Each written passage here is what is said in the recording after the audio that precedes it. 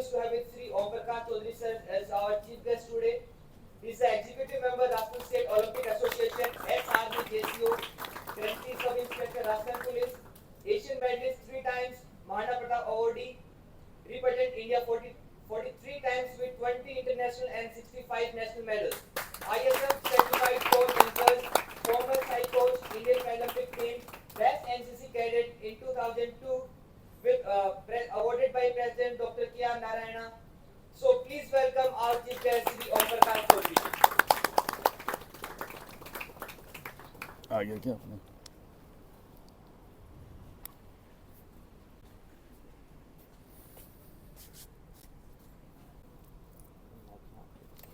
इसमें भी आवाज़ आ जाएगी? इसकी ज़रूरत है फिर? नहीं, ये जहाँ से हो जाएगा। ठीक है। सबसे पहले तो मैं थैंक यू बोलना चाहूँगा राजस्थान राइफल एसोसिएशन और पवन जी और गौरव जी को, जिन्होंने ये सेमिनार के लिए पूरे एफर्ट किए। राजस्थान राइफल एसोसिएशन ने अपना सेटअप दिया, जगह दी और इस चीज़ को समझा कि इसकी ज़रूरत है। और जो हमारे ग्राउंड के हीरो हैं पूनिया जी, साकिर जी, दिनेश जी, इन्होंने अभी आपको सब कुछ नॉर्मल लग रहा है लेकिन 2-3 दिन से पूरी तैयारी के अंदर लगे हुए हैं। तो इनके लिए मैं चाहता हूं कि सबसे पहले ताली बजाई जाए। इन्होंने बहुत अच्छा काम किया है। सेकंड थिंग, बात करें साइकोलॉजी की और न्यूट्रिशन की, अगर इस चीज़ पे बात करेंगे तो ये बहुत लंबा सब्जेक्ट है और मैं तभी बोलूँगा क्योंकि कईयों को ऐसा लग रहा होगा प्रैक्टिस ख़राब हो गया, आज की प्रैक्टिस छोड़ दी। ऐसा कोई है जिसको ऐसा फील हो रहा है कि मेरी प्रैक्टिस पैक हो गई? हाँ, लगेगा, पक्का लगेगा, क्यों नहीं लगेगा? ईमानदार आदमी है यार, बाकी भी होंगे पक्का। ठीक है, प्रैक्टिस छूट की इसका नुकसान नहीं होगा, ये मेरी गारंटी है। और मैं कितना बोलूँगा ये आप लोग डिसाइड करेंगे। कैसे डिसाइड करेंगे? 2-3 सवाल करूँगा मैं सबसे पहले, अगर उनके जवाब मेरे को ठीक ठीक मिल गए तो मैं बोलूँगा, अदरवाइज़ नहीं बोलूँगा। पेरेंट्स कितने हैं यहाँ पे? 3 तो मुझे दिख रहे हैं, खूब हैं, अच्छे हैं, ठीक है। तो पेरेंट्स से मेरा एक सवाल है कि जब नॉर्मली आपको बच्चा दिखता है घर में, जब कोई भी फंक्शन में जा रहे हैं, घर में खेल रहे हैं, टीवी देख रहे हैं, या कोई नानी के यहाँ जा रहे हैं, अभी छुट्टियाँ ख़त्म हुई है, सब मेरे ख्याल से नानी के यहाँ विजिट किया होगा, तो बच्चे की जो चेहरे की स्माइल हो, उसकी बॉडी लैंग्वेज है, उसकी जो हैप्पीनेस है, एकदम टॉप लेवल पे रहती है। और आप लोग उसको मैच के दौरान भी देखते होंगे, मैच के टाइम पे भी देखते होंगे, तब उसके चेहरे का जो रंग होता है और उसकी हैप्पीनेस होती है, उसमें फ़र्क होता है कि नहीं है? अगर होता है तो प्लीज़ हाथ खड़ा करें।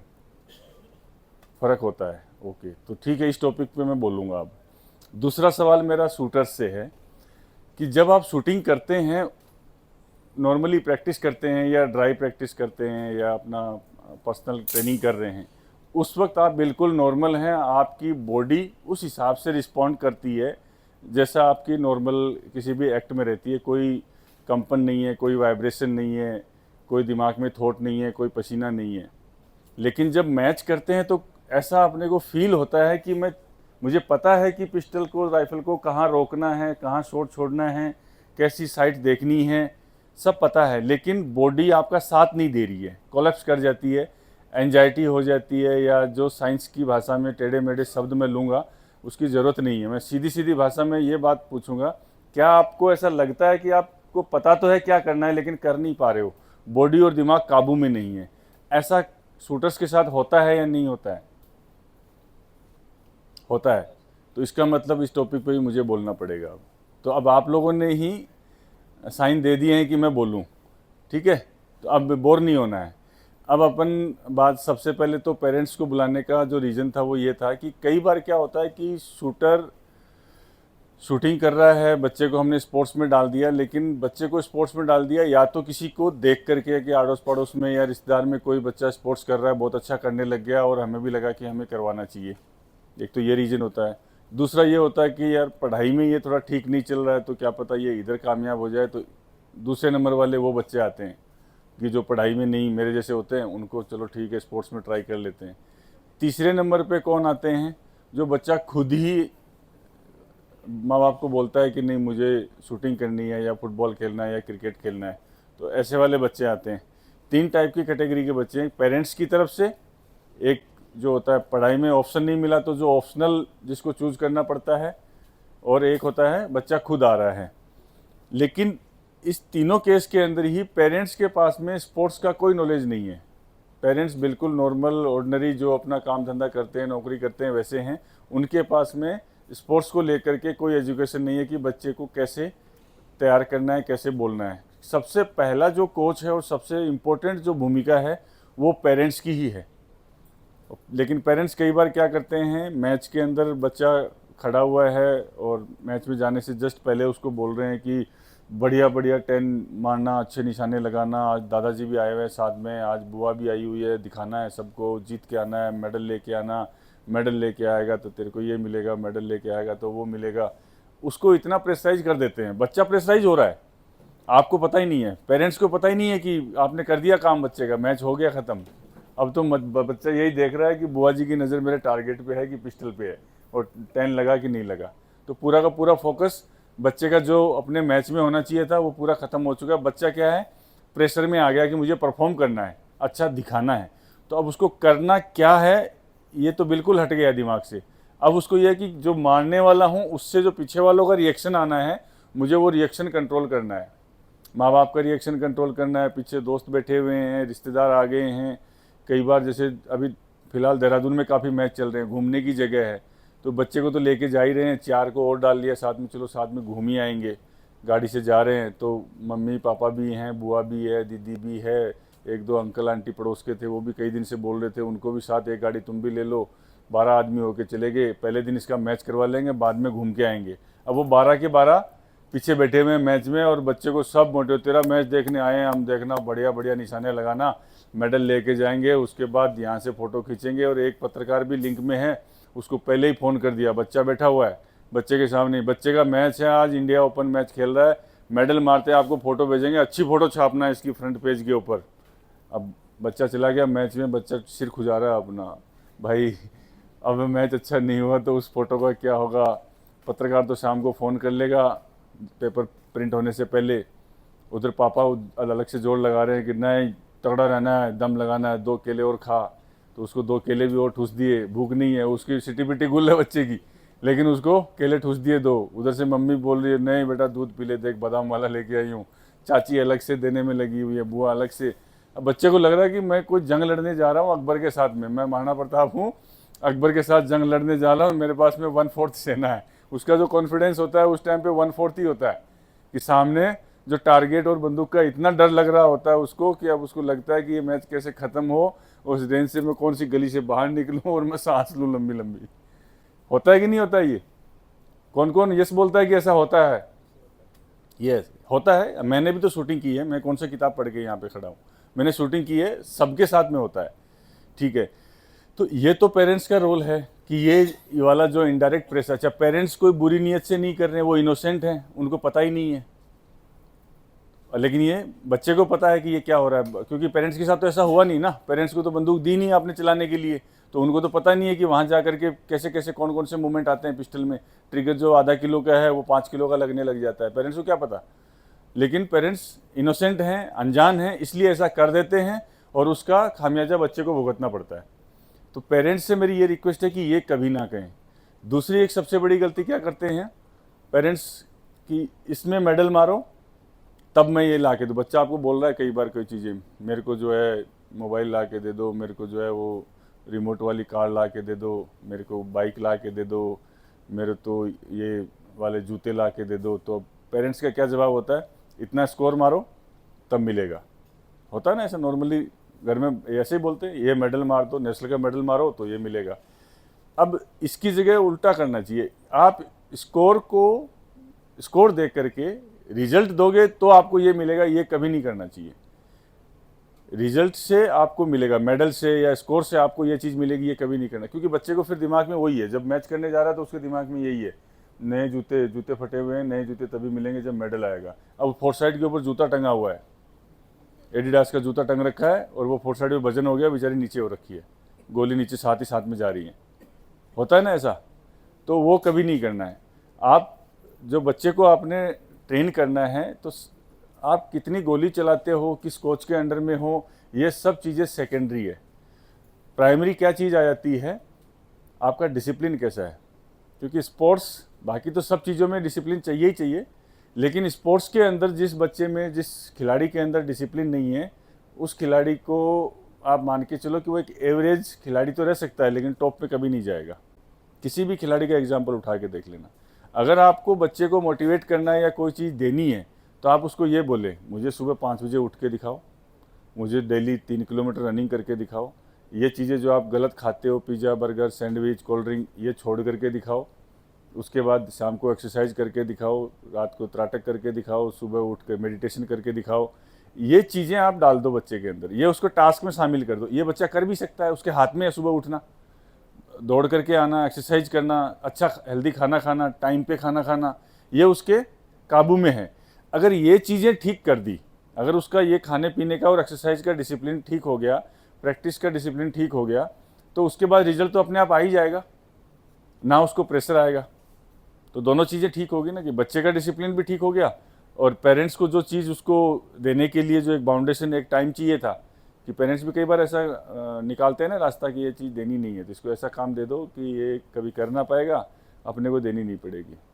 होता है ना, कई बार कई बच्चे मांग लेते हैं ऐसी चीज़ कि मेरे को तो जो है ऐसी चीज़ ला करके दे दो, तो वो देनी नहीं है पेरेंट्स ने, तो पेरेंट्स उसको ऐसा टास्क देते हैं, ये करके दे पहले, मैं मेडल ला, नेशनल का रिकॉर्ड बना दे, उसके बाद मिलेगा। अब पेरेंट्स को भी पता है कि ये 1 साल हुआ इसको शूटिंग करते हुए, रिकॉर्ड बनेगा नहीं। बच्चे ने सुनते ही उसको पता चल गया कि रिकॉर्ड अपने से बनना नहीं है, वो बात वहीं ख़त्म होगी, ना लेना ना देना, no profit no loss, topic ख़त्म। इसकी जगह होना क्या चाहिए था, उसको टास्क वो वाला मत दो, आप उसको ये दो कि मेरे को जो है वो आप नेशनल तक सुबह 5 बजे उठ के दिखाओ, डेली 3 किलोमीटर रनिंग करके दिखाओ। एक टास्क पकड़ा दिया, बच्चा अगर वो चीज़ कर रहा है, इट मीन्स कि उसको वो चीज़ बैडली चाहिए ही चाहिए। और अगर वो कर रहा है डेली, तो इसका मतलब आपको वो देनी पड़ेगी। तो आप भी वही चीज़ बोलो उसको जो आप दे सकते हो। गड़बड़ लग रहा है कि ये बजट से बाहर जा रही है, आप उससे कॉम्प्रोमाइज़ बार्गेनिंग कर लो वहीं पे, नहीं भाई ये तो नहीं मिलेगा, लेकिन ये मिल जाएगा। 2 जूते मांग रहा है तो 1 जूते की जोड़ी मिलेगी, 1 जीन्स मिल जाएगी, 2 लोवर मिल जाएंगे, 2 टी-शर्ट मिल जाएंगे नए, इतना ही मिलेगा। वो उसको पहले ही क्लियर करके दो, लेकिन बाद में नहीं कि बच्चा अचीव कर ले, उसके बाद मांगने गया, उसके बाद आप बार्गेनिंग कर रहे हो। नहीं, उसने अचीव किया, हासिल किया है, काम किया है उसके लिए, तो फिर उसको देना बनता है। तो कभी भी स्कोर ओरिएंटेड आपने उसको टास्क नहीं देना है, उसको देना है आपने क्या, परफॉर्मेंस ओरिएंटेड टास्क। परफॉर्मेंस क्या है, उसकी जो डेली रूटीन की जो चीज़ें हैं वो उसके काबू में है, और वो अगर कर ली तो खिलाड़ी तो उसी से बनता है। अब बहुत से बच्चे ऐसे होते हैं कि सुबह अगर 9 बजे रेंज खुल रही है तो 9:30 तक, कभी 9:45 तक, कभी 11 बजे रेंज में पहुंच रहे हैं, क्योंकि सुबह उठने में लेट, फिर नाश्ते में लेट, नहाने में लेट, आने में लेट, लेट लतीफ़ चल रहे हैं वो। तो वो क्यों चल रहे हैं, क्योंकि उनके पास में ऐसा कोई डिसिप्लिन अभी तक दिमाग में है नहीं। तो वो ना हो, वो चीज़ें ठीक कर दो उसकी, कि डॉट 9 बजे पहुंचना है, मतलब 9 बजे वो बच्चा पहुंचेगा ही पहुंचेगा, हर हाल में। उसकी गाड़ी तैयार हुई नहीं हुई, मम्मी उसको छोड़ने आई नहीं आई, उसको पता है मुझे पहुंचना है, वो अकेले ही भाग लेगा, साइकिल उठा के भाग लेगा, टैक्सी से भागेगा, पैदल भागेगा, लेकिन वो अपनी टाइम पे पहुंचेगा। अगर ये डेडिकेशन, इतनी विल पावर उसके अंदर अगर आ गई, तो उसके बाद ना तो पेरेंट्स को जोर आएगा, और ना कभी खिलाड़ी को खुद को जोर आएगा, और ना कोच को जोर आएगा। लेकिन सबसे ज़्यादा जोर आ रहा है इसी चीज़ को तैयार करने में। और इसका सबसे बड़ा जो इफेक्ट पड़ता है वो कहाँ पड़ता है, प्रैक्टिस एंड मैच के बीच में जो वेरिएशन आता है। सब के सब आप जो बैठे हो, आपको पता है कि प्रैक्टिस में आप इतना स्कोर मारते हो, लेकिन मैच में उतना स्कोर नहीं मार पा रहे हो। कौन कौन है जिसको, जो ये एक्सेप्ट करता है कि मैच और प्रैक्टिस के बीच में मेरे स्कोर में वेरिएशन आता है? ऑलमोस्ट सभी है ना। ये वेरिएशन आने के पीछे कारण क्या होता है? प्रेशर होता है। ये प्रेशर खत्म करने का क्या तरीका है? इसको खत्म करने का एक ही तरीका है। कहते हैं ना, दिल घबरा रहा है, हार्ट बीट बढ़ रही है, प्रेशर आ गया। दिल एक्चुअल में बायोलॉजिकली देखा जाए तो ये सिर्फ ब्लड को पंप करने का काम करता है, इसमें ऐसी कोई फीलिंग या कोई मेमोरी नहीं है। सब लोचा करता है दिमाग, दिल का कोई काम नहीं है। लेकिन हम इंडियंस दिल को बार बार बदनाम करते हैं, मेरा दिल ने ये कहा, मेरे मन ने ये कहा, तो चलो हम दिल का नाम ही ले लेते हैं। आदमी का दिल डरता कब है? यही तो डर जाता है ना। हम यही कहते हैं ना, मैच में ये घबरा गया, हार्ट बीट बढ़ गई, तो ये डरता कब है? या तो आप गलत काम कर रहे हो, चोरी करते हैं तब डरता है ना। एक इंसान आपके आसपास, एक शूटर खड़ा है, सामने वाली लाइन पे ही शूटिंग कर रहा है मान लो, और उसकी जेब से 500 का नोट ऐसे आधा बाहर निकला हुआ है, ठीक है। अब आप चाहते हो कि ये मैं निकाल लूँ, तो आपने एक पैर धीरे से आगे लिया और एस्पिरेशन निकालने से पहले भी देख रहे हो, तो उस टाइम पे क्या होता है? ये बढ़ती है कि नहीं बढ़ती है? बढ़ती है ना, क्योंकि गलत करने जा रहे हो और आपको पता है कि गलत करने जा रहे हो, तो हार्ट बीट बढ़ी आपकी। उसी की जगह पे अगर आपको ये है कि नहीं यार, ये आधा बाहर निकला हुआ है 500 का नोट, ये गिर जाएगा, मैं इसको अंदर ठूस देता हूँ, तो आपको डर लगेगा क्या? उसको पता भी चलेगा, लेकिन आप उसको एकदम टोरे से बोलोगे भाई गिरने वाला था, पैसे संभाल ले अपने, बोलोगे ना? डर लगा, एक्शन तो वही हो रहा था, आप उसकी जेब तक जा रहे थे, लेकिन दोनों में क्या है आपका? एक में पॉजिटिव हो, एक में नेगेटिव हो, आपका नज़रिया अलग है। एक में आप चोरी करना चाहते हो, एक में आप नहीं करना चाहते हो। तो जैसे ही आपका पर्पज, कहते हैं ना, पर्पज बदल गया तो क्या होता है? घबराना बंद हो जाता है।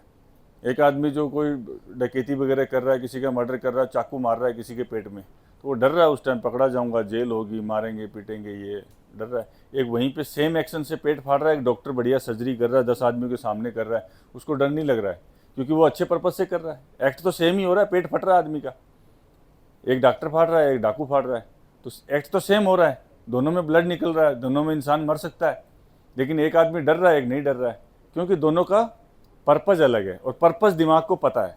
जब दिमाग को पता होता है कि मैं सही कर रहा हूँ, सही के लिए काम कर रहा हूँ, तो कभी डर नहीं लगेगा।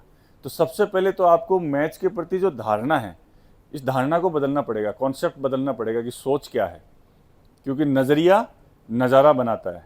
नज़रिया बदलोगे, नज़ारा खुद बदल जाएगा। लेकिन नज़ारा क्या है? टारगेट पे 8, 7 वो बंद ही नहीं होते हैं, 2, 3 10 लगे फिर गड़बड़ होने लग गया। तो नज़ारा अगर वहाँ टारगेट का बदलना है, स्कोर का बदलना है, तो आपको सबसे पहले नज़रिया बदलना पड़ेगा। तो एक तो नज़रिए वाला ये डर होता है अपने को। दूसरा डर कब लगता है अपने को? या तो यहाँ पे मोटरसाइकिल या साइकिल, स्कूटी किस किस को चलानी आती है? ऐसा कोई है जिसको ड्राइविंग नहीं आती है? सबको आती, छोटी मोटी साइकिल तो चला ही लेते हो। ऐसा कोई है जिसको साइकिल भी नहीं चलानी आती हो? सबको आती है ना, बच्चे बूढ़े सब कुछ न कुछ तो चलाते ही होंगे। अब जो चीज़ आपको चलानी आती है वो आपको चलाने के लिए दे दी, उसमें तो कोई दिक्कत नहीं है, आप कहीं भी लेके चले जाओगे। लेकिन आपको 10 चक्के वाला ट्रक दे दिया बड़ा सा, और बढ़िया एकदम कंजस्टेड गली में दे दिया, मार्केट के बीचों बीच, ले इसको पकड़ चला और अब लेके जाना है, चला लोगे? डर लगेगा ना। क्यों? क्योंकि वो चीज़ नहीं चलानी आती है आपको। छोटी गाड़ी चला सकते हो, बाइक चला सकते हो, साइकिल चला सकते हो, कार चला सकते हो, लेकिन ट्रक नहीं चला के देखा हुआ तो ट्रक में डर लगेगा। तो डर का दूसरा कारण क्या है? जो आपको नहीं आता वो करने जाओगे तो डर लगेगा। समझ रहे हो बात को? तो इसका मतलब आपको चलाते हुए डर लग रहा है, पिस्टल चलाते हुए, राइफल चलाते हुए डर लग रहा है, इसका मतलब आपको चलाना नहीं आता, इसलिए आपको डर लग रहा है। लेकिन आप ये मान के चलते हो कि आपको चलाना आता है, क्योंकि आपने प्रैक्टिस कर रखी है ना। किसी ने 6 महीने, 1 साल, 2 साल, 5 साल, सब ने प्रैक्टिस की हुई है। कई लोग 5-5 साल से, 8-8 साल से शूटिंग करने वाले यहाँ पे बैठे हुए हैं, लेकिन मैच में फिर भी डर लग रहा है। तो क्या 5 साल में सीखा नहीं क्या चलती कैसे है बंदूक? ये तो सीख ही लिया ना सबने, चलाना तो आता ही है, और प्रैक्टिस में अच्छा स्कोर भी मार रहे हैं, लेकिन फिर भी कहीं ना कहीं दिमाग में डाउट है कि चलाना कैसे है। तो किस तरीके से शूटिंग करनी है, वो चीज़ के ऊपर ज़्यादा ध्यान देने वाली बात है। जो नॉर्मल आप शूटिंग कर रहे हो ना, इसका मतलब उस ट्रेनिंग के पार्ट में कमी है, ट्रेनिंग में कमी रह रही है, इसलिए वहाँ डर लग रहा है। तो ट्रेनिंग इस तरीके से करो जिस तरीके से मैच करना है। ट्रेनिंग के अंदर आराम से मोबाइल भी हाथ में है, इधर गोली भी चला रहे हैं, 10 भी लग रहा है, मोबाइल भी रख दिया, उसको भी बात कर ली, इधर से बात कर ली, फ़ोन भी आ गया, उठा लिया, सब कर लिया। और मैच वाले दिन फ़ोन भी रेंज में घुसने से पहले साइलेंट बंद कर दिया, साइड में रख दिया। नॉर्मल नाश्ता कुछ भी खा के आगे जो बना, उस दिन बोला नहीं आज बस 2 केले खा के जाऊंगा, आज मैच है, आज कपड़े भी अच्छे पहने हुए हैं, किसी से बात भी नहीं कर रहा है, चुपचाप गुमसुम आ रहा है। एक्स्ट्रा लोड, ओवर रिएक्ट कर रहे हैं मैच वाले दिन। इसका मतलब आपने खुद भाव बढ़ा दिए मैच के, आप उसको नॉर्मल नहीं ले रहे हो। अगर आप नॉर्मल ले रहे हो, प्रैक्टिस की तरह अगर मैच को ले रहे हो, प्रैक्टिस की तरह अगर आपको रिजल्ट चाहिए, सेम प्रैक्टिस वाला ही रिजल्ट अगर आपको मैच में चाहिए, तो मैच वाले दिन 2 केले खा के आने की क्या ज़रूरत थी? मैच वाले दिन फ़ोन साइलेंट करने की क्या ज़रूरत है? मैच वाले दिन कम बोलने की क्या ज़रूरत है? बोलो ना। इसका मतलब आप डर रहे हो, आपको डाउट है। इसलिए वो सब एक्टिंग हो रही है, उस डर को मिटाने के लिए वो सब एक्टिंग कर रहे हैं कि क्या पता किस चीज़ से मेरा अच्छा हो जाए, अभी श्योर नहीं हो ना। तो वो श्योरिटी करने के लिए क्या करना पड़ेगा, पहले आपकी प्रैक्टिस इस तरीके की होनी चाहिए, इतनी सीरियसनेस के साथ प्रैक्टिस होनी चाहिए कि आप प्रैक्टिस के टाइम पर भी मैच के जैसा ही बिहेव कर रहे हो, मैच की तरह ही सीरियस प्रैक्टिस कर रहे हो। और प्रैक्टिस पार्ट बाई पार्ट होनी चाहिए। अभी क्या है कि सारी प्रैक्टिस आपकी एकदम ओवरऑल एक ही चीज़ की जैसी हो रही है। एक ही चीज़ की जैसी मतलब जैसे आपका ट्रिगरिंग भी ठीक चल रहा है, साइट भी ठीक देख रहे हो, फॉलो थ्रो भी हो रहा है, गन नीचे भी आ गई है, लोड भी टाइम पे कर लिया, सेम टाइमिंग पे शॉट चल रहे हैं, कोई लॉन्ग होल्ड नहीं हो रहा है, टाइम पे एमिंग एरिया में आते ही शॉट फायर हो गया। ये नॉर्मल सब कुछ सबकॉन्शियसली बॉडी आपका काम कर रही है। ड्राइविंग होती है ना कई बार कि फ़ोन पे बात भी कर रहे हैं, गाड़ी भी चल रही है, मुड़ना है, इंडिकेटर भी दे दिया, घुमा भी ली, साथ में बैठा है उससे बात भी कर लिया, और कुछ मोबाइल में मैसेज आया, कुछ कोड आया तो वो भी देख करके बता दिया, वापस कान पे लगा लिया, गाड़ी चल रही है। अब गाड़ी कौन चला रहा है? गाड़ी आपका सबकॉन्शियस माइंड चला रहा है, जिसके अंदर ऑलरेडी इन्फॉर्मेशन है और वो श्योर है कि हाँ इसको आती है चलानी, आप दूसरा काम कर सकते हो साथ में। वो बोलता है, वो ये कॉन्फिडेंस देता है आपको। लेकिन यहाँ पे आते ही क्या होता है, आपका सबकॉन्शियस आपका साथ छोड़ देता है। जो आपके अंदर स्टोर्ड इन्फॉर्मेशन है शूटिंग की, जो ट्रिगर की फीलिंग है, ग्रिप की फीलिंग है, साइट को कैसे देखना है, एम कहाँ पे करना है, शॉट किस एरिया में छोड़ना है, वो सब आपका साथ छोड़ देता है। इसलिए आप क्या है, नोइंगली मतलब कॉन्शियस माइंड से आप शूट करना चाहते हो कि नहीं मैं हर एक गोली को देख देख के चुन चुन के छोड़ूंगा। और कई लोग तो एमिंग एरिया में आकर के शॉट दबा ही नहीं पाते हैं, ट्रिगर 5 किलो का लगने लग जाता है और पहले ही एफिडेविट लेना चाहते हैं गोली से, पहले साइन करके दे, 10 में जाएगी तो छोड़ूं, नहीं तो नहीं छोड़ूंगा, नहीं तो नहीं दबाऊंगा ट्रिगर। ऐसा होता है। ट्रिगर भारी लगता है, किस किस को लगता है भारी मैच के दौरान? लगता है ना, ईमानदारी से बोलो, कोई दिक्कत नहीं, मेरे को भी लगा हुआ है, तो ऐसे कोई अजीब बीमारी नहीं है तुम्हारे को, ये सब नॉर्मल शूटिंग की बीमारी है, सबको होती है, ठीक है। वो भारी क्यों लग रहा है? क्योंकि अब डर है कि जैसे ही ट्रिगर दबा गोली लगेगी, खराब लगेगी तो मुझे खराब देखनी पड़ेगी, तो खराब देखना नहीं चाहते। जो खराब ना देखनी पड़े या वो डिले देखनी पड़े, इसलिए अपन क्या करते हैं, उसको फायर ही नहीं करते हैं। डर रहा है ना दिमाग ट्रिगर दबाने से। अब इसको आप एक और एग्जांपल से समझो। जैसे आप गाड़ी चला रहे हो, स्कूटी चला रहे हैं, तो स्कूटी में इस साइड में रेस होती है, शायद राइट साइड में थंब से रेस दबाते हैं, इधर स्टार्ट करने वाला होता है ना स्विच, इधर ये ब्रेक दबाते हैं, इधर से भी ब्रेक लगता है। मोटरसाइकिल वालों का इस पैर से शायद ब्रेक है, राइट में ब्रेक होता है और लेफ्ट में क्या होता है, गियर, है ना, ऐसे होते हैं। अब कभी राइट हैंड से अगर मोटरसाइकिल का ब्रेक दबाना है तो कभी लेफ्ट को ले जा करके ब्रेक दबाया क्या, ऊपर से टांग ले जा करके? ऐसा है कोई? नहीं।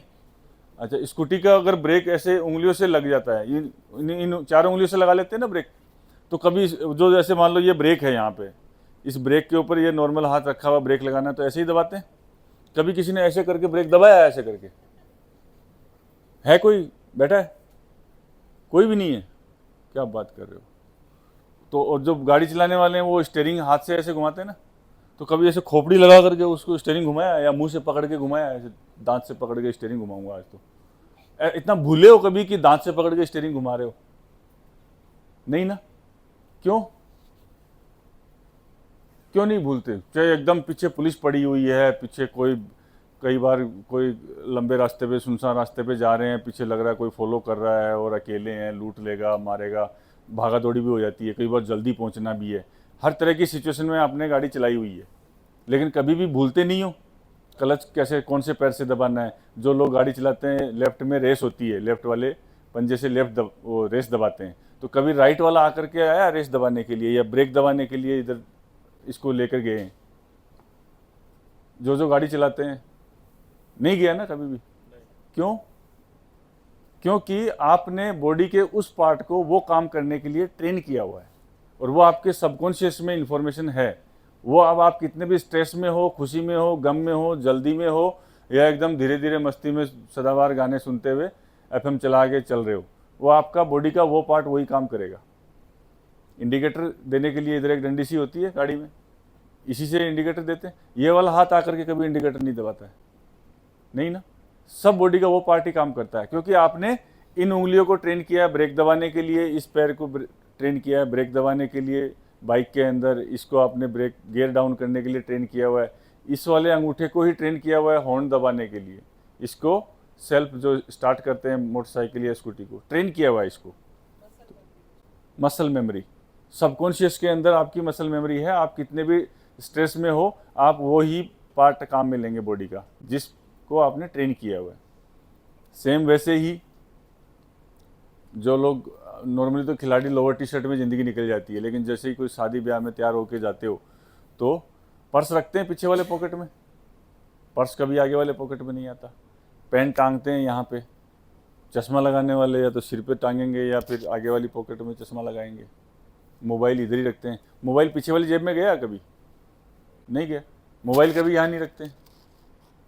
हैबिचुअल एक्शन है बॉडी का, बॉडी आदतन वो काम वैसे ही करती है। अब आपका दिमाग प्रेजेंट में है नहीं है, उसको कोई लेना देना नहीं है। क्या हुआ?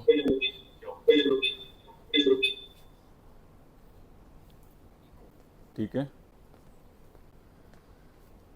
कंप्यूटर स्ट्रेस में आ गया क्या? अच्छा, कोई बात नहीं, ठीक है।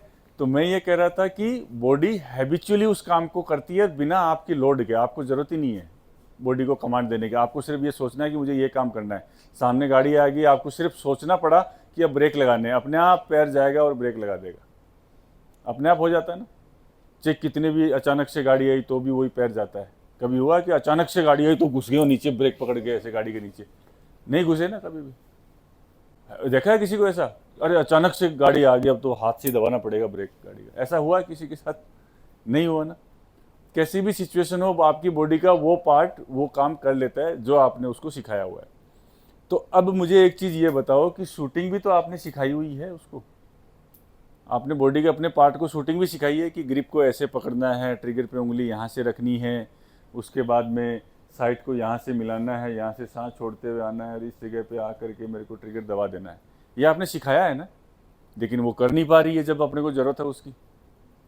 ये बड़ा सोचने वाला विषय है कि नहीं है ना। इसके अंदर कलाकारी है थोड़ी सी। ये क्यों नहीं हो रहा है? क्योंकि जब अपन गाड़ी सीखते हैं, तब जो नए नए साइकिल सीखते हैं तो क्या करते हैं? टायर को देखते हैं सीधा है कि नहीं है। और सिखाने वाला बोलता है नहीं टायर मत देख, आगे देख, ये अपने आप सीधा हो जाएगा। हाथों से फील कर कि टायर सीधा है। लेकिन बच्चा फिर क्या करता है? फिर टायर देखता है सीधा है कि नहीं है। उसको सीधा रखना चाहता है वो बच्चा। करता है ना ऐसा। जिसने भी गाड़ी बाइक सीखी है या ताज़ा या बच्चों को सिखाई है, सबको पता है कि बच्चा सीधा टायर देखता है, टायर को सीधा रखना चाहता है देख करके। अगर लेकिन बाद में जब सीख जाते हैं उसके बाद टायर को देखता है कोई? कभी नहीं देखते। आगे देखते हैं, चलाते रहते हैं और चल जाती है वो। तो हमने जो बाकी चीज़ें सीखी हैं वो तो हमने प्रॉपर सीखी हुई हैं, तरीके से सीखी हुई हैं, सीख ली और सबकॉन्शियस में घुस गई हमारी मेमोरी के अंदर। वो चीज़ वैसे है 10 साल बाद भी उठा के साइकिल चलाओगे तो आप साइकिल को ऐसे पकड़ोगे, राइट वाली टांग ऊपर जाएगी और ऐसे ही बैठोगे।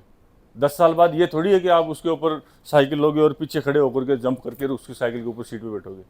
10 साल बाद भूल तो नहीं जाओगे ना।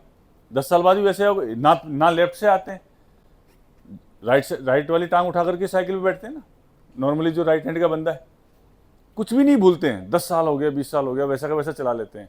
लेकिन शूटिंग का 10 दिन भी आप प्रैक्टिस ना करो तो आपको बिल्कुल ऐसे सिटी पिटी गुल कि अब तो मैच आ गया, 10 दिन से प्रैक्टिस की नहीं, पता नहीं क्या होगा। मैं तो एग्जाम में उलझ गया था, अब पता नहीं भूल गया। ऐसा हो सकता है कि भूल सकता है कोई आदमी। पेन पकड़ना भूले हो, जैसे आप पकड़ते हो 2 महीने बाद लिखोगे तो वैसे ही पेन आएगा। ऐसे तो नहीं पकड़ लोगे पेन को कि ऐसे पेन पकड़ के ऐसे लिखना शुरू कर दिया, नहीं ना। लेकिन ये क्यों भूल जाते हैं फिर? ये सोचने वाली चीज़ है।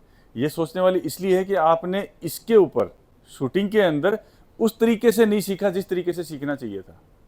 इसकी लर्निंग में ही गड़बड़ी रह गई है। लर्निंग में गड़बड़ी क्या रह गई है?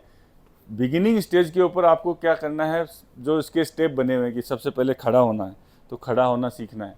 उसके बाद ग्रिप को पकड़ना सीखना है कि मुझे कितना फोर्स लगाना है ग्रिप के ऊपर, वो सीखना है। उसके बाद ट्रिगर पे उंगली कहाँ रखनी है मुझे वो सीखना है। फिर मेरे को कहाँ तक उठाना है, कोई यहाँ तक उठा रहा है, कोई यहाँ तक उठा रहा है, कोई यहाँ तक उठा रहा है, वो चीज़ सीखना है। फिर वहाँ से सांस छोड़ते हुए नीचे आना है, ट्रिगर को दबाते हुए आना है, रास्ते में साइड को अलाइन करते हुए भी आना है। एक एक चीज़ को आप 5 दिन आपने ट्रेनिंग की कि मेरे को सिर्फ साइड को अलाइन करके ले करके आना है। 5 दिन आपने ट्रेनिंग की कि मुझे बस सांस के साथ ऊपर उठाना है, सांस के साथ नीचे आना है। मैं इसी चीज़ पे फोकस करूँगा, बाकी पे करूँगा ही नहीं। एक एक चीज़ सिखाते हैं ना। ड्राइविंग सीखते हो तो बोलते हैं ना कि बस गोद में बिठा लेते हैं किसी को सिखाने के लिए और बोला मैं स्टीयरिंग में संभाल लूँगा, तू बस क्लच और ब्रेक पे ध्यान रख, तेरे को इसको दबाना है, इसको छोड़ना है, जितना ये दब रहा है उतना ये छूटना चाहिए। एक एक चीज़ सिखाते हैं ना घर वाले। और पहले पहले जब साइकिल सिखाते हैं तो बोले तू बस स्टीयरिंग सीधा रख, रोकने के लिए मैं हूँ, मैं पीछे से पकड़ लूँगा जब रोकना होगा। आपको ब्रेक का काम थोड़ी दे देते हैं उस टाइम पे, नहीं देते ना, बाद में देते हैं धीरे धीरे जाके।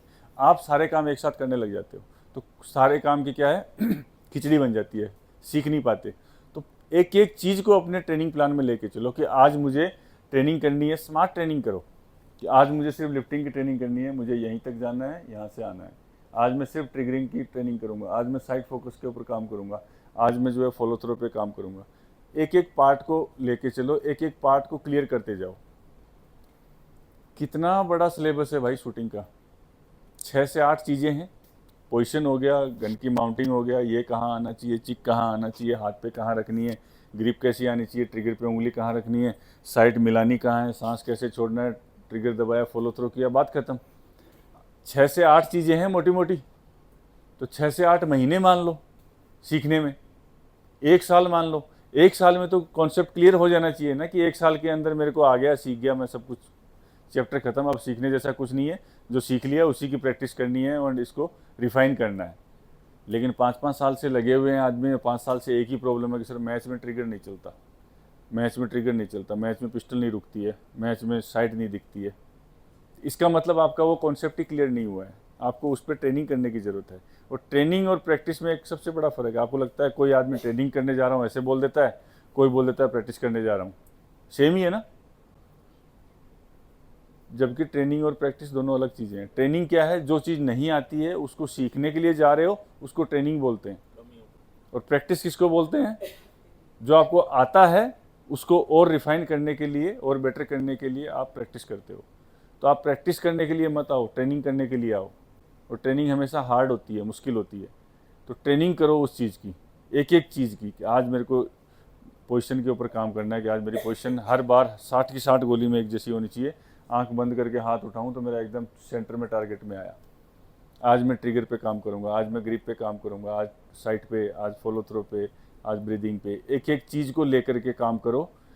2-3 महीने में सारे कॉन्सेप्ट आसान हो जाएंगे और सारी चीज़ें आपको आने लग जाएंगी। जैसे ही आपको आने लग जाएंगी वैसे ही क्या होगा, डर खत्म हो जाएगा। फिर आपको मैच में डर नहीं लगेगा। अभी डर इसलिए लग रहा है क्योंकि आपको आती नहीं है वो चीज़ें, आपको कन्फ्यूजन है उस चीज़ में, डाउट है कि ये ऐसे होगा या नहीं होगा, इसलिए डर लग रहा है। तो उस डर को ख़त्म करने के लिए, मैच में सेम परफॉर्मेंस लाने के लिए आपको क्या करना पड़ेगा, पहले उस चीज़ को सीखनी पड़ेगी। जो 10 चक्के का ट्रक आपको दे दिया, वो 10 चक्के का ट्रक पहले चलाना सीखना पड़ेगा, तब जा करके उसका डर खत्म होगा। मोटी सी बात ये है। समझ में आई बात कि नहीं आई? मान रहे हो उस चीज़ को? तो पार्ट वाइज ट्रेनिंग करो। ट्रेनिंग स्मार्टली होनी चाहिए हमारी, और ट्रेनिंग हार्ड भी होनी चाहिए। ये नहीं कि हम रेंज में तो 4 घंटे हैं, घर से आ गए 4 घंटे हैं, लेकिन 4 में से क्या है, 1 घंटा तो कुर्सी पे बैठने में निकाल दिया, आधा घंटा मोबाइल में निकाल दिया, आधा घंटा केले खाने में निकाल दिया, 2-2.5 घंटे तो ये हो गए।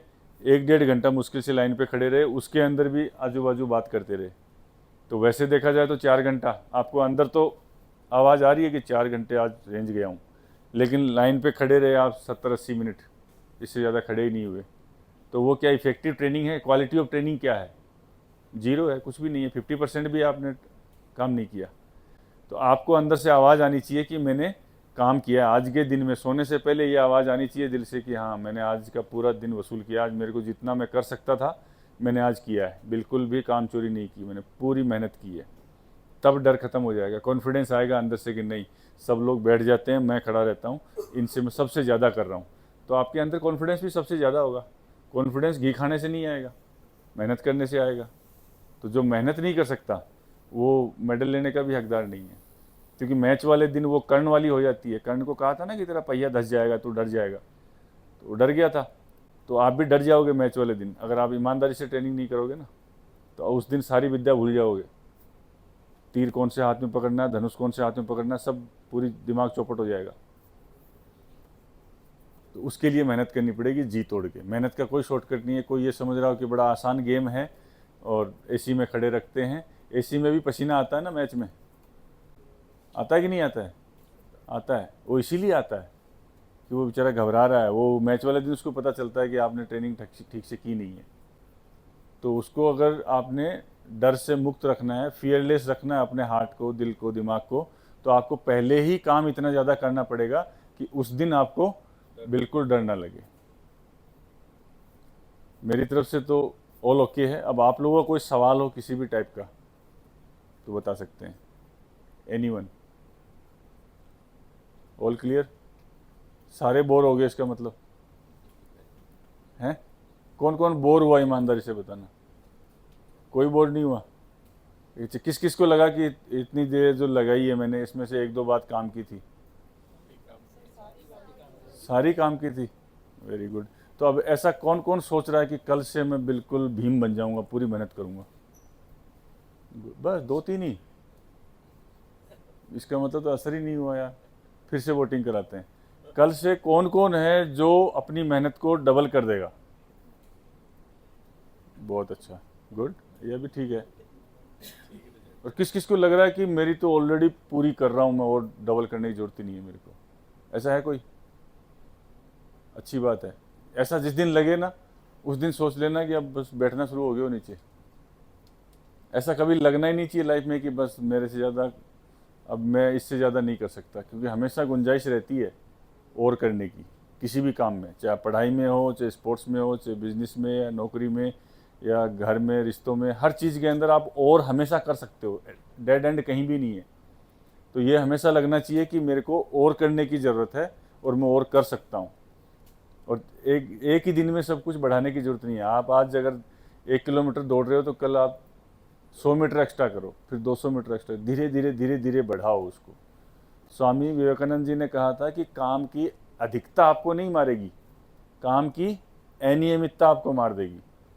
मार देगी मतलब आप जो इरेगुलर काम करते हैं ना, कि आज कर लिया, सुबह दौड़ दिए, कल नहीं दौड़े, परसों देखा बारिश आ गई तो नहीं दौड़े, फिर अगले दिन उठे तो सही 5 बजे, लेकिन बाहर देखा आने ही वाली है बारिश, अभी देखो बादल हो रखे हैं, बाहर निकलते ही आ जाएगी, तो फिर छुट्टी मार दी, है ना। अगले दिन रात को मेडिटेशन करके सोना था, लेकिन पता चला कि मम्मी ने मूवी अच्छी लगा रखी है तो बैठ गए पास में, मूवी देखते देखते 11 बज गई। अब क्या मेडिटेशन करना है, अब तो सुबह उठा नहीं जाएगा, तो उस दिन मेडिटेशन खा गए। इतना कॉम्प्रोमाइजिंग फ्लेक्सिबल अगर आपकी लाइफ रही तो फिर स्पोर्ट्समैन बनना भूल जाओ। चाहे कुछ भी हो रखा है, मम्मी कुछ भी टीवी देख रही है, पापा देख रहे हैं, या कोई भी फंक्शन आ गया, पार्टी आ गई, बर्थडे आ गया, शादी आ गई, आप ना कहना सीखोगे, नहीं मेरा प्रोग्राम बचा हुआ है, मेरे को 10 से लेके 11 बजे तक ड्राई करनी है, या मेरे को त्राटक करना है, या मेरे को मेडिटेशन करना है, मेरा ये प्रोग्राम बचा हुआ है, आप जाइए। ओलंपिक का मेडल आपको नहीं चाहिए, मुझे चाहिए, और मुझे उसके लिए काम करना पड़ेगा। तो आपको ना कहना आना चाहिए कि नहीं आप जाओ, मैं नहीं जा रहा। तो जो ना नहीं कह सकता और जो अपने प्रोग्राम को एकदम डेडिकेटेड होकर फोकस होकर के काम नहीं कर सकता, वो आदमी, वो शूटर भूल जाना कि मुझे सक्सेस मिलेगी स्पोर्ट्स में, कोई सा भी स्पोर्ट्स हो। तो ये आपको करना ही पड़ेगा, इसका कोई शॉर्टकट नहीं है। और जितनी बार लाइफ में, जितनी बार दिन में, महीने में, साल में, जितनी बार आप कॉम्प्रोमाइज़ करेंगे अपने प्रोग्राम से, प्रोग्राम में ये नहीं कहता कि आप 10 किलोमीटर भागने का बनाओ, आप बेशक 1 किलोमीटर दौड़ने का प्रोग्राम बनाओ, लेकिन आपने एक बार लिख दिया कि 1 किलोमीटर दौड़ूंगा, तो उसके बाद चाहे आंधी आए, तूफान आए, बारिश आए, ठंड लगे, गर्मी लगे, दौड़ना मतलब दौड़ना ही है। 10 किलोमीटर दौड़ने वाला महीने में 5 बार दौड़ रहा है और 25 बार जो है वो फ्लेक्सिबल हो रहा है कि आज मन नहीं कर रहा, आज टांग दुख रही है, आज जूते भीगे हुए हैं, कल जूते भीग गए थे, वो कामयाब नहीं होगा। लेकिन जो 1 किलोमीटर का प्रण जिसने लिया है और वो 30 दिन 1 किलोमीटर दौड़ रहा है हर कंडीशन के अंदर, वो जीत जाएगा, क्योंकि उसने कॉम्प्रोमाइज़ नहीं किया। तो जो खिलाड़ी कॉम्प्रोमाइजिंग मेंटलिटी का है वो यहाँ पे भी कॉम्प्रोमाइज़ करेगा। साइड थोड़ी सी नीचे आ रखी है, बोलेगा कोई बात नहीं, कौन दोबारा उठाए, थोड़ा सा ऊपर उठा के छोड़ देता हूँ, तो छोड़ देता है। कॉम्प्रोमाइज़ यहाँ भी करेगा। आपने समोसा नहीं खाने का डिसीजन लिया हुआ है, लेकिन किसी का बर्थडे आ गया, पार्टी आ गई, ऑप्शन नहीं है मीनू में, सिर्फ समोसा ही आया है, तो बोले कोई नहीं आधा खा लेता हूँ, तो फिर कॉम्प्रोमाइज़ कर लिया। फिर मुंह जलने लग गया, पानी भी नहीं है वहाँ पे, कोल्ड ड्रिंक लेके आए हुए हैं, बोले 2 घूंट इसकी भी पी लेता हूँ। तो वो कॉम्प्रोमाइजिंग मेंटलिटी बन जाएगी, आपकी साइकोलॉजी वैसी बन जाएगी। जो जितना अच्छा खिलाड़ी है, जो जितना बड़ा मेडलिस्ट है, उसकी विल पावर उतनी स्ट्रॉन्ग है। उसने एक बार ना बोला तो मतलब लाइफ टाइम के लिए वो चीज़ ना है, उसने हाँ बोला तो वो हाँ है। इससे आपका जो नेचुरल बिहेवियर है ना वो बदल जाएगा। आप उस टाइप के रहोगे नहीं जैसे हो, आप अलग ही इंसान बन जाओगे। और जब अलग इंसान बन जाओगे तो आप जब गोली चला रहे हो तब भी आप कॉम्प्रोमाइज़ नहीं करोगे। अगर आपकी साइड थोड़ी सी डाउन चल गई, दिमाग बोलेगा नहीं ऐसा शॉट नहीं चाहिए मुझे, डाउन, दोबारा उठाएंगे, तब जाके रिजल्ट आना शुरू होगा। आपको लगता है कि सिर्फ गोली चलाने से शूटर बन जाएगा, तो जिसकी गोली बंदूक की फैक्ट्री है वो तो आपसे ज़्यादा चला सकते हैं ना। फिर उनके बच्चे क्यों नहीं कामयाब हुए? क्योंकि उनमें इतनी विल पावर नहीं है, भूख नहीं है करने की।